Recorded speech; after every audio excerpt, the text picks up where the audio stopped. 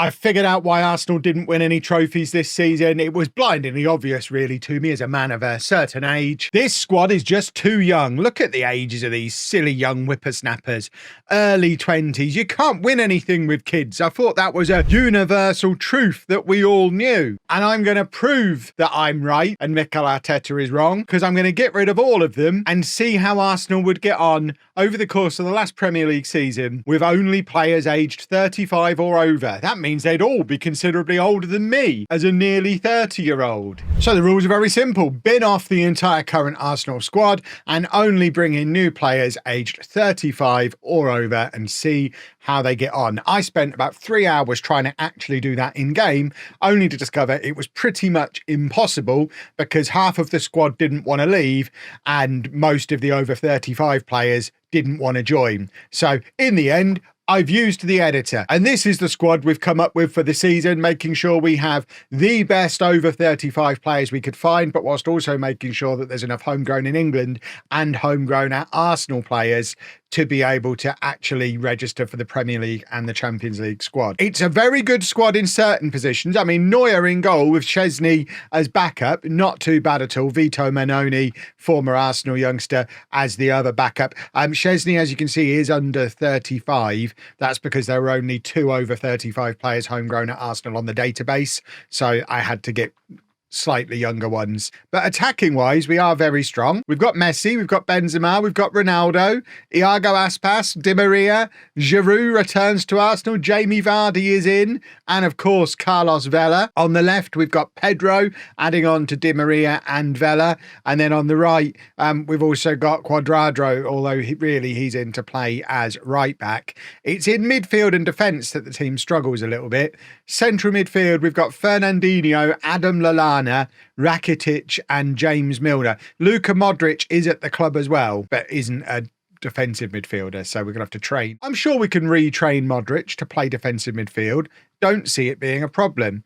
Left back, we've only got Gael Clichy at 38 years old, who's basically retired and a coach now. But there's also Ashley Young and James Milner as options to play there. At right back, it's Milner, Young and Cuadrado. Centre back is a little bit stronger, but painfully slow, with Thiago Silva, Otamendi, Ramos, Acerbi and Johnny Evans. All of which means, by my reckoning, this is my best 11. Neuer in goal, a back for Cuadrado, Ramos, Otamendi, and then that could be Milner, it could be Young. We probably shouldn't be playing with a left back because they're all rubbish. Fernandinho and Modrić in midfield, and then the front four's all right. I mean, I can cope with this front four. Messi, Benzema, Ronaldo and Di Maria, with Giroud ready to come off the bench and knock some goals in as well. Although you have to remember that is a 36-year-old Messi, a 35-year-old Benzema, a 38-year-old Ronaldo and a 35-year-old Di Maria. So I don't know how much oomph they're going to have about them. But we have taken this team into the start of a new Premier League season. A Premier League where we are still expected to finish third. Szczesny's apparently our best player on this. That can't be right. Yeah, it's not actually showing us on there properly, but Messi makes it into the Dream 11. And the media think a third place finish. Well, the first 2 games in of the season do suggest otherwise. We've gone to Chelsea with this team. Beautiful going forward. It is Giroud coming off the bench grabbing the goal, but a last-minute winner for Chelsea through Reece James means that we do lose the first game of the old men era here at Arsenal. I mean, it is a hard start to the season because we then had to play Manchester City at home. Again, strong team. Messi did a football goal. We were already 3-0 down at that point, though. And that Messi goal against Manchester City, by the way, Ronaldo assist. Look at this pass from Ronaldo and that run from Messi. If we can get those 2 clicking, I'm going to be controversial and put it out there and say that Messi and Ronaldo playing together could be quite good. That's not the start we had in mind, really, especially because the whole purpose of this is to prove that we can do better with a bunch of over 35s than Arteta did with his children. But let me know down in the comments how you think we'll do this season with this wonder squad that I've developed. I mean, if they were all 5 years younger, guaranteed Champions League winners. Plus, Ashley Young's here too. Maybe not at the age that they are at, though. I mean, if we look at it on the star ratings, there's a fast drop-off once you really get past Messi. I mean, even Ronaldo, Football Manager is harsh on him, isn't it? But he is an old man. I mean, he's older than I am. But while you're typing away in the comments section, telling me how much you think we're going to win the league by, I just want to jump to past Kev, who's got a word from this episode's sponsor. Just wanted to take a moment to thank today's episode sponsor, Readly. Readly is an app that provides unlimited access to over 8,000 newspapers and magazines, all for one low monthly fee. Think of it like Netflix, but for magazines. It's great for staying informed, keeping up to date with your hobbies, or just unwinding at the end of a hard day not doing any football transfers. One thing in particular I use Readly for is keeping up to date with my non-league football through the non-league paper, including this very useful ups and downs article from the most recent issue, which does confirm the promotions and the relegations to the National League North and South, and allows me to announce that my starting team for non-league to legend on FM26 is going to be Bedford Town, who've just been promoted to the National League North, and they are now the nearest club to my house that I've never managed before. It's not just football stuff on here, though. As you can see, I've got a pretty wide range of magazines that I keep up to date with, from gaming to tech to board games. I'm a nerd. What can I say? Did you really think I wasn't going to be into tabletop gaming? And I've certainly been scouring the video game magazines lately, trying to get some ideas for games I could potentially Twitch stream, because you all seem to have lost interest in Football Manager. And with you all likely heading off on your holidays sometime soon, the offline reading mode on here is brilliant. You just select which magazines you want to be able to read offline. They download to your device. You can read them on the plane. You can read them wherever you go on your holidays without having to worry about using up all of your data. And you can even go back and get loads of old back issues as well. It's all on there, and it's all, like I say, unlimited and included within your subscription. So if you want to get access to over 8,000 newspapers and magazines, the best way to do so is via the link at the top of the description below, because that gets you a 2-month free trial to Readly, and you have an unlimited use of it during those 2 months. Think of how well read you'd be at the end of 2 months of unlimited magazines. The link's there at the top of the description. Like I say, 2 months for free. Go click it now. You won't regret it.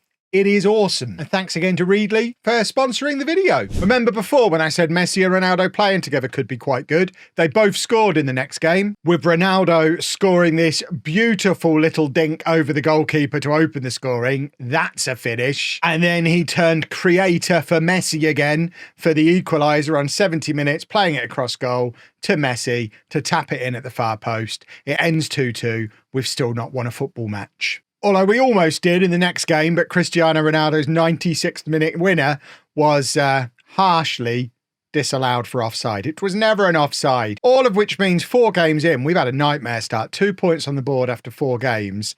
I'm already under a little bit of pressure from the board because it hasn't started very well. We're down to a C, and our next game is against Liverpool, which we're probably not going to win either. I mean, this is the problem with signing an entirely new squad. Poor team cohesion, but I've won with poor team cohesion before. Look at them as some team leaders. You'd think between the 3 of them, they should be able to drag us to not being rubbish. They did not. We got absolutely battered by Liverpool. Look at the state of these match stats. This team has got Ronaldo, Messi, Modrić, Neuer in goal. How? How are we that rubbish? I mean, I know over the years we've all agreed that the best way to play Football Manager is to sign all the wonder kids and let them be awesome. But I mean, if you look at someone like Cristiano Ronaldo, I've deliberately left the editor on for this so that we can look at this kind of stuff. I don't know how to use it. What am I trying to see? So Cristiano Ronaldo's current ability, 157.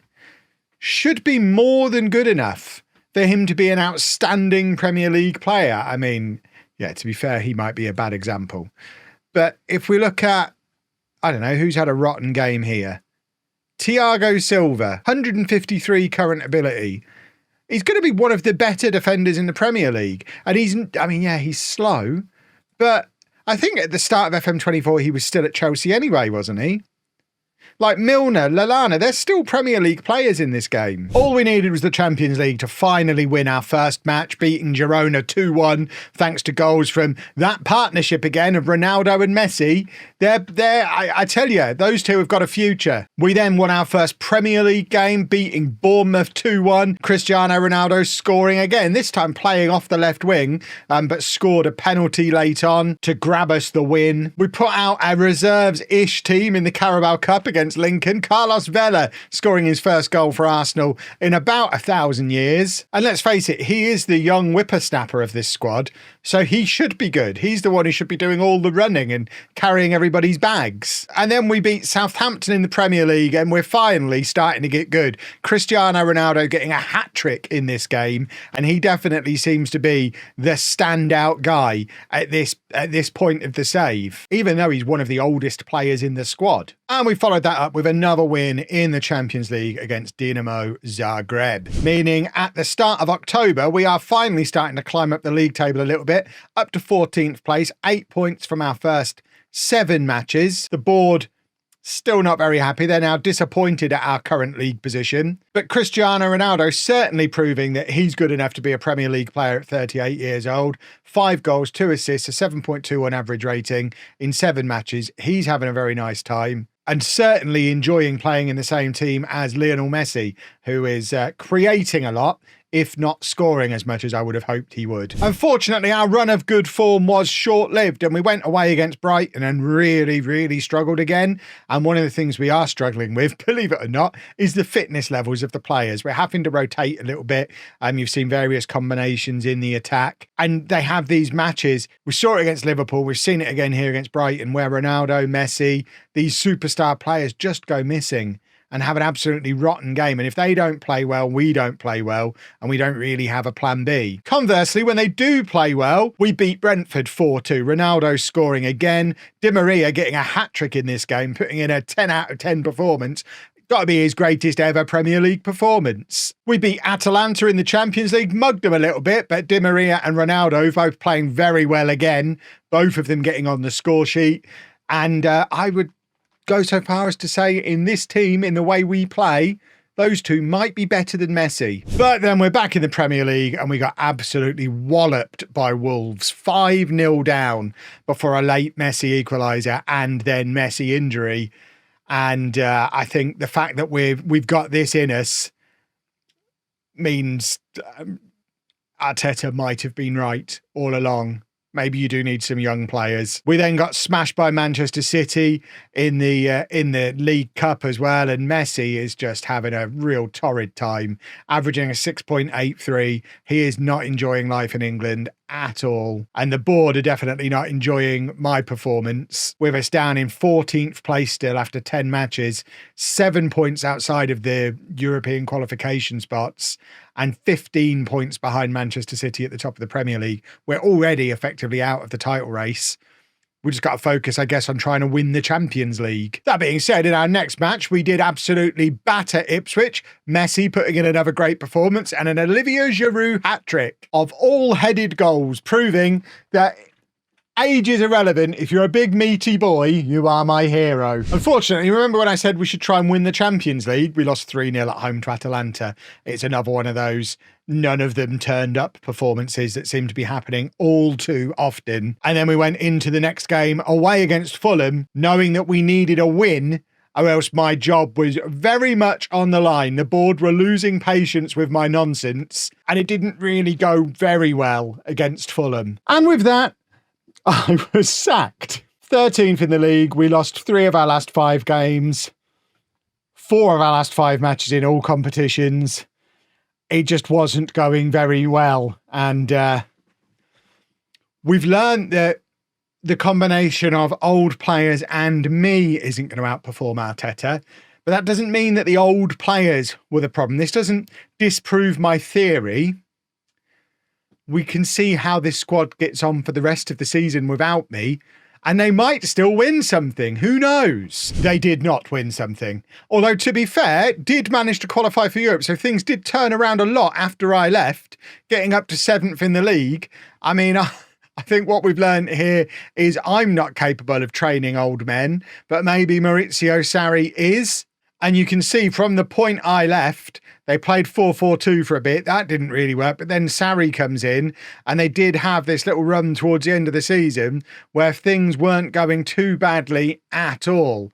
If we have a look at the squad, Olivier Giroud has been an absolute superstar. He's definitely still got it at his age. 15 goals from 15 starts in the Premier League had him as the league's third top scorer, which is not too shabby at all for someone who certainly wasn't a nailed-on starter. Interesting to see that without me, Cristiano Ronaldo fell off massively. I think Sarri was playing him out wide rather than up front, and almost all of his goals and all of his good form came while I was at the club and he was playing at centre forward.